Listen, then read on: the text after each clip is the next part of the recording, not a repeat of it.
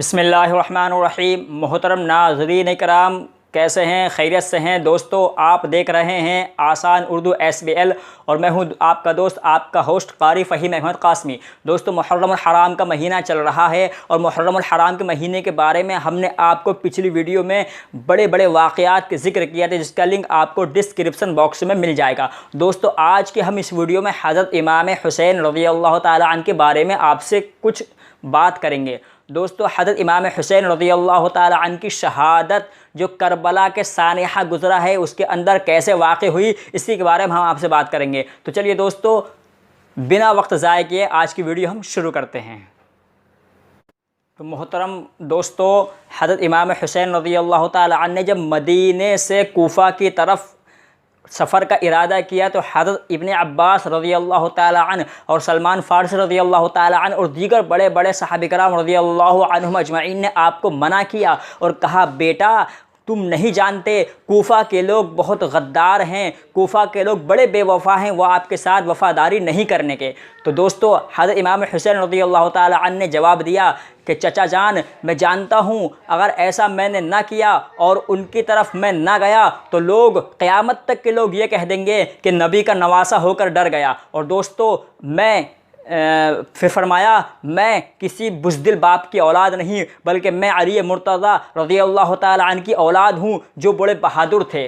दोस्तों, आपने फिर मशवरा किया और मशवरे में बाहम अपने साथियों से यह तय पाया कि एक आदमी को कूफ़ा की तरफ भेज दिया जाए और वो वहाँ के हालात से हमें बाखबर करे। दोस्तों, मशवरे में जब ये तय हुआ तो हज़रत इमाम हुसैन रज़ियल्लाहु ताला अन्हु ने एक आदमी जिनका नाम मुस्लिम बिन अक़ील है, उनको कूफ़ा की तरफ भेजा।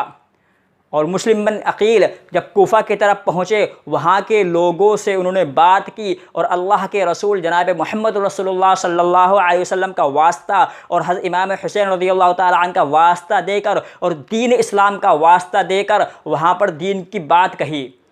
कुछ लोगों ने उनकी तायीद की और ये बताते हैं, किताबों में आता है कि जब आपने फ़जर की नमाज़ पढ़ाई मुस्लिम बिन अक़ील ने, तो उनके पीछे तकरीबन 40,000 लोगों ने फ़जर की नमाज़ पढ़ी और उसके बाद में जब ज़ोहर का वक्त आया तो उनके पीछे 10,000 ही लोग रह गए। फिर जब असर का वक्त आया तो असर की नमाज़ में 500 लोग ही मुस्लिम बिन अक़ील के पीछे थे और जब मगरिब की नमाज़ पढ़ाई तो एक भी आदमी मुस्लिम बिन अक़ील की इमामत में नमाज़ पढ़ने वाला नहीं था, यानी सारे के सारे कूफ़ा वालों ने गद्दारी कर दी। दोस्तों, जब मुस्लिम बिन अक़ील ने लोगों से बात की तो जब लोगों ने तायीद कर ली तो आपने एक ख़त इरसाल फरमा दिया हज़रत इमाम हुसैन रज़ियल्लाहु ताला अन्हु की तरफ और कहा कि हज़रत, यहाँ के लोग आपके मुंतज़िर हैं, आप फ़ौरन तशरीफ़ ले आएँ। तो इमाम हुसैन रज़ियल्लाहु ताला अन्हु मदीने से चले हैं और वो ख़त उधर से चला है।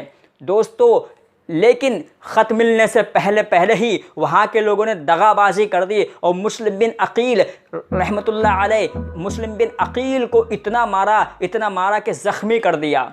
और लोगों ने दगा क्यों की? लोगों ने यह बहका दिया कि अरे तुम मदीने वालों की तरफ जाओगे जो बिल्कुल भूखे हैं, नंगे हैं, उनके पास माल नहीं है, और तुम अगर यहाँ आ गए तो देखो कितना माल है, बादशाहत अपनी है, यजीद बादशाह है।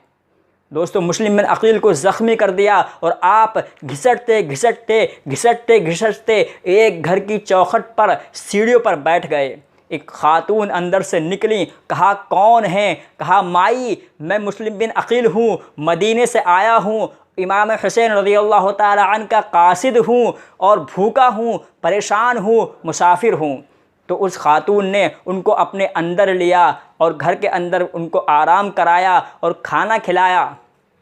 दोस्तों, सुबह जब हुई, सुबह होने के बाद मुस्लिम बिन अक़ील को लोगों ने पकड़ लिया और उनको ज़ख्मी कर उनको शहीद कर दिया।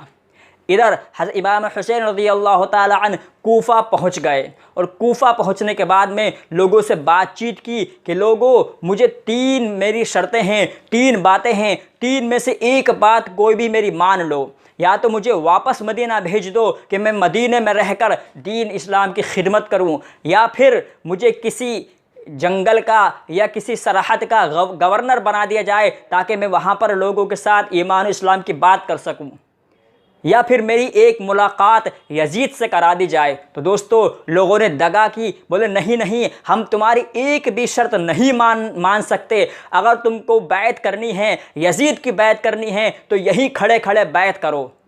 तो हज़रत इमाम हुसैन रज़ियल्लाहु ताला अन्हु ने कहा कि फिर मैं बुज़दिल बाप की औलाद नहीं, मैं मोहम्मद सल्लल्लाहु अलैहि वसल्लम का नवासा हूँ। फिर मेरी रगों में अली हैदर का खून दौड़ता है, फिर मैं बुज़दिल बाप की औलाद नहीं। फिर आओ मैदान करबला में और देखते हैं कौन आगे जाता है और कौन पीछे रहता है।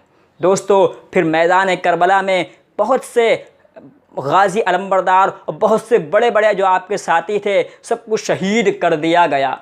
और 3 दिन का फाका और भूख और प्यास की हालत में हज़रत इमाम हुसैन रज़ियल्लाहु ताला अन्हु जब नमाज की हालत में, सजदे की हालत में थे, तो भी आपको शहीद कर दिया गया। दोस्तों इससे पहले हज़रत इमाम हुसैन रज़ियल्लाहु ताला अन्हु ने लोगों से बात की, लोगों नमाज का वक्त है, तुम अपनी नमाज पढ़ोगे या हमारे पीछे नमाज पढ़ोगे? तो दुश्मनानों ने कहा कि हम आपके पीछे नमाज पढ़ेंगे। दोस्तों आपने अपना पीने का पानी उन लोगों को दिया कि वज़ू करो, सब ने वज़ू किया और इमाम हुसैन रज़ियल्लाहु ताला अन्हु के पीछे नमाज पढ़ी। नमाज पढ़ने के बाद में एक हुर हज़रत हुर खड़े हुए सोच रहे हैं। लोगों ने कहा, अरे हुर क्या देख रहे हो, क्यों परेशान हो? तो हज़रत हुर ने कहा कि मैं ये देख रहा हूँ कि जन्नत किस तरफ है और दोज़ख किस तरफ है। मैं जन्नत का और दोज़ख का इंतखाब कर रहा हूँ। लिहाजा वो दौड़ता हुआ आया और इमाम हुसैन रज़ियल्लाहु ताला अन्हु के कदमों में गिर गया और कहा, हज़रत मुझे माफ़ फरमा दीजिए। और फिर हज़रत इमाम हुसैन रज़ियल्लाहु ताला अन्हु की तरफ से कूफ़ा के लोगों से आपने लड़ाई की और शहीद कर दिए गए। दोस्तों प्यास की हालत में जब छोटा सा नन्हा सा बच्चा अली अस्कर रज़ियल्लाहु ताला अन्हु प्यास की हालत में होठ सूखने लगे, तो ये हज़रत इमाम हुसैन रज़ियल्लाहु ताला अन्हु बच्चे को हाथ में लेकर दुश्मनान के पास पहुँचे और कहा, लोगों तुम्हारी दुश्मनी मुझसे है, लेकिन ये तो मासूम है, प्यास की हालत है, थोड़ा सा पानी अगर मिल जाता तो इसकी जान बच जाती। लोगों जालिमों ने ऐसा तीर मारा कि हज़रत अली असगर के होठों से निकल गया और बच्चा वहीं पर शहीद हो गया। और दोस्तों आपकी बहनें ज़ैनब, उम्मे कुलसूम खेमों के अंदर अल्लाह का ज़िक्र कर रही हैं और दोस्तों कुरान करीम की तिलावत कर रही हैं। दोस्तों यहाँ पर एक बात ये ध्यान रखनी चाहिए कि वक्त कितना भी मुश्किल हो, अल्लाह की याद से गाफिल नहीं होना चाहिए। हज़रत इमाम हुसैन रज़ियल्लाहु ताला अन्हु ने अपने आखिरी वक्त में भी नमाज को नहीं छोड़ा और आज हम ज़रा सी बातों पर नमाज को छोड़ देते हैं। दोस्तों इमाम हुसैन रज़ियल्लाहु ताला अन्हु मुहर्रम की 10वीं तारीख़ को ज़ुहर की नमाज के वक्त सर सजदे में हैं और अल्लाह का ज़िक्र कर रहे हैं। आपका सर मुबारक आपके जिस्म मुबारक से अलग कर दिया गया, आपको शहीद कर दिया गया।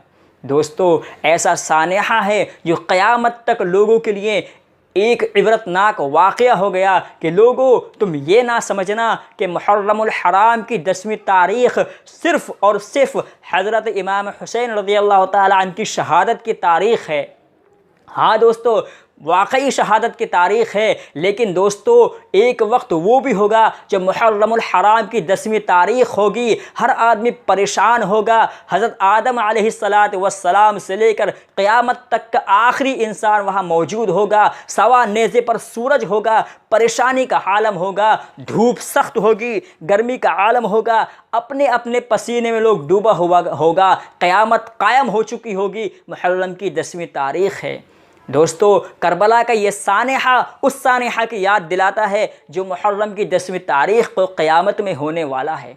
और दोस्तों उलमा कराम ने एक यहाँ पर नुक्ता लिखा है कि अल्लाह ताला अगर चाहते तो हज़रत इमाम हुसैन रज़ियल्लाहु ताला अन्हु की शहादत 12 महीनों में से किसी महीने में भी जो है वाक़ हो सकती थी, या हज़रत इमाम हुसैन रज़ियल्लाहु ताला अन्हु की शहादत हज़रत मोहम्मद सल्लल्लाहु अलैहि वसल्लम की पैदाइश का जो महीना है रबीउल अव्वल उसमें वाक़ हो सकती थी, या ये कि मुहर्रमुल हराम के महीने में किसी और तारीख़ में वाक़ हो सकती थी। लेकिन 10वीं मुहर्रम को ही क्यों वाक़ हुई, आशूरा के दिन ही क्यों वाक़ हुई? दोस्तों उलमा ने यहाँ पर एक नुक्ता नज़र लिखा है कि जब हज़रत आदम को अल्लाह ताला ने बनाया और आपके पुतले में फूंक मारी और आपकी रूह बख्शी, मुहर्रम की 10वीं तारीख़ थी, यानी गोया जब दुनिया कायम हुई तो मुहर्रम की 10वीं तारीख़, और जब दुनिया ख़त्म होगी, क़यामत कायम होगी, तो भी मुहर्रम की 10वीं तारीख़, यानी दुनिया की इब्तिदा भी मुहर्रम से हुई और दुनिया की इंतहा भी मुहर्रमुल हराम की 10वीं तारीख़ से हो जाएगी।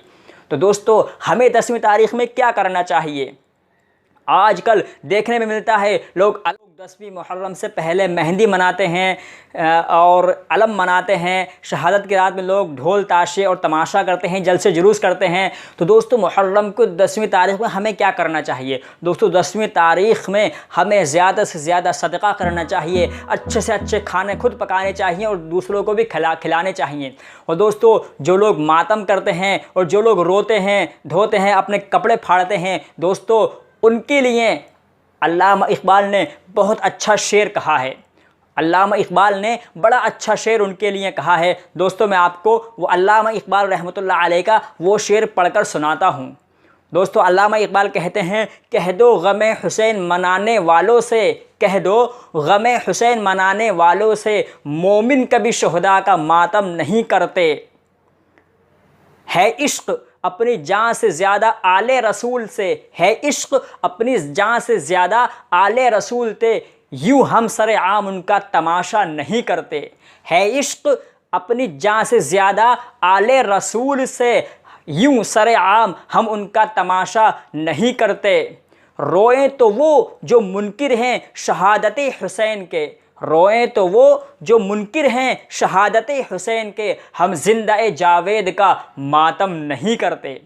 दोस्तों अल्लामा इक़बाल ने क्या खूबसूरत बात कही है कि रोएं तो वो जो मुनकिर हैं शहादत हुसैन के, यानी जो शहादत के मुनकिर हैं वो रोए ढोएं, और हम ज़िंदा-ए जावेद का मातम नहीं करते, यानी जो शहीद हुआ वो ज़िंदा है और हम ज़िंदा-ए जावेद का मातम नहीं करते। दोस्तों हम निकालते हैं, मेहंदियाँ निकालते हैं, शहादत की रातों में बड़ा जुलूस और जलसा मनाया जाता है, ढोल ताशे बजाए जाते हैं, खुराफात बिदअत की जाती है, लोगों नमाज़ों की परवाह नहीं रहती। आज हमें क्या करना चाहिए? मुहर्रमुल हराम के रोज़ा रखना चाहिए। आशूरा का रोज़ा हदीस में साबित है, आप सल्लल्लाहु अलैहि वसल्लम ने फरमाया, लोगों आशूरा का रोज़ा रखो, क्योंकि आशूरा के दिन हज़रत मूसा अलैहिस्सलातु वस्सलाम को फ़िरऔन की क़ैद से आज़ादी मिली थी और दरियाए नील पार किया था।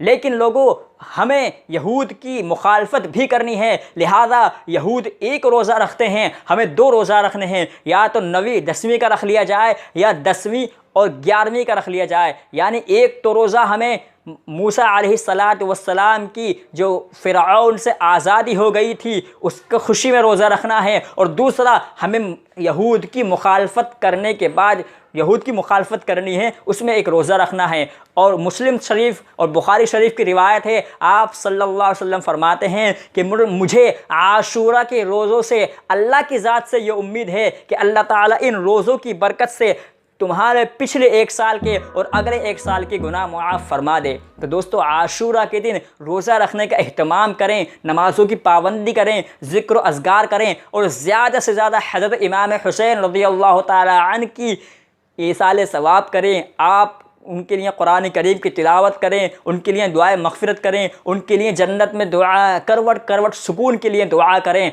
और मुहर्रमुल हराम की फ़जीलत और बरकत वाले महीने में अच्छे से अच्छा खुद भी खाएं और दूसरों को भी इसका ज़्यादा से ज़्यादा सदका करें। उलमा कराम ने लिखा है कि जो लोग मुहर्रमुल हराम के महीने में अच्छे से अच्छा खाते हैं, अल्लाह ताला पूरे साल उसके रिस्क में वुसअत अता फरमा देता है। तो दोस्तों हमें चाहिए कि हम 10वीं मुहर्रम का रोज़ा रखें और मुहर्रमुल हराम को ना कि नहूसत और बेहुरमती वाला महीना ना मानकर बल्कि बाबरकत और रहमत वाला महीना माना जाए। और एक और बात, यहाँ पर लोग ये कहते हैं कि मुहर्रमुल हराम में शादी करना मना है। दोस्तों बिल्कुल बिदअत है, मुहर्रमुल हराम में शादी करना अफजल है। आप सल्लल्लाहु अलैहि वसल्लम ने अपना पहला निकाह मुहर्रम के महीने में ही किया, और हज़रत इमाम हुसैन रज़ियल्लाहु ताला अन्हु ने अपने बेटे का निकाह भी मुहर्रमुल हराम में किया। दोस्तों मुहर्रमुल हराम के महीने में बिल्कुल निकाह कर सकते हैं, शादी कर सकते हैं, इसमें कोई बुराई वाली बात नहीं है। दोस्तों अगर मैं ज़्यादा मुहर्रम हराम के बारे में आपसे बात करूं तो वीडियो बहुत ज़्यादा लंबी हो जाएगी। ये वीडियो आपको कैसी लगी? वीडियो अच्छी लगी हो तो वीडियो को लाइक कर दें, शेयर करें और हमारे चैनल आसान उर्दू SBL को सब्सक्राइब करके बेल आइकन का बटन ज़रूर प्रेस करें ताकि आने वाले वीडियो का नोटिफिकेशन सबसे पहले आपकी स्क्रीन पर हो। दोस्तों आज के लिए फ़िलहाल इतना ही, आपसे इजाज़त चाहेंगे। अस्सलामु अलैकुम वरहमतुल्लाहि वबरकातुहू।